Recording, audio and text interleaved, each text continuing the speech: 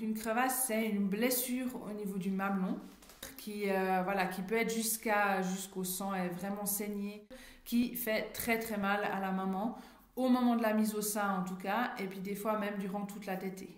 Pour prévenir les crevasses, il faut déjà toujours toucher vos seins avec des mains propres. Après chaque tétée, de faire sortir une goutte de lait.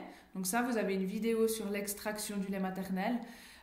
Donc ça, vous faites juste sortir une goutte de lait maternel et puis vous l'étalez sur le mamelon. Et puis ça, déjà, le lait maternel a des forts pouvoirs cicatrisants qui vont déjà prévenir toute apparition de crevasses. Et puis, si toutefois il y en a une, c'est aussi un moyen de traiter. Dans la mesure du possible, vous laissez sécher à l'air.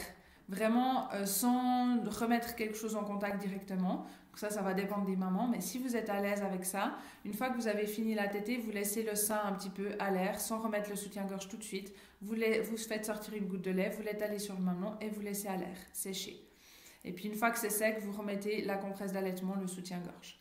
Donc en tout cas, tout le début de l'allaitement où les seins sont très sensibles et puis très vite irrités, c'est important de varier les positions d'allaitement. Et toujours vérifier la position de la bouche de l'enfant.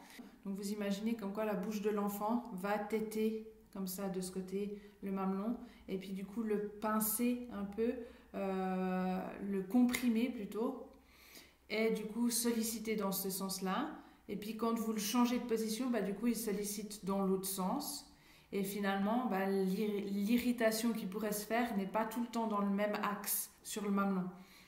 Je ne sais pas, peut-être que vous avez déjà remarqué que quand vous enlevez votre enfant du sein, votre mamelon, il a comme gardé la forme qu'il avait dans la bouche. Il est un peu aplati dans un certain sens, dans un certain axe. Et du coup, à chaque fois que vous allez le remettre dans la même position, le mamelon, il va de nouveau être aplati dans le même axe. Alors que si vous le mettez dans une autre position, il va être aplati un peu dans un autre axe. Et c'est ça qui va empêcher, soulager et puis diminuer le risque de crevasse. Et ça, si vous avez un doute, ça peut être intéressant de soit filmer votre enfant qui est en train de manger, si votre sage-femme ne peut pas venir à domicile pour vous voir, soit de lui montrer une tétée quand elle vient vous voir à domicile, pour vérifier que votre enfant soit bien positionné. C'est pas normal d'avoir des crevasses et c'est possible d'allaiter sans crevasses. Et puis, comme on dit souvent, mieux vaut prévenir que guérir. Donc effectivement, on a meilleur temps d'empêcher qu'il y ait la crevasse qui arrive parce qu'après, des fois de la traiter, c'est plus compliqué et puis ça peut prendre un certain temps. Mais si on connaît la cause, on peut déjà éviter que ça persiste.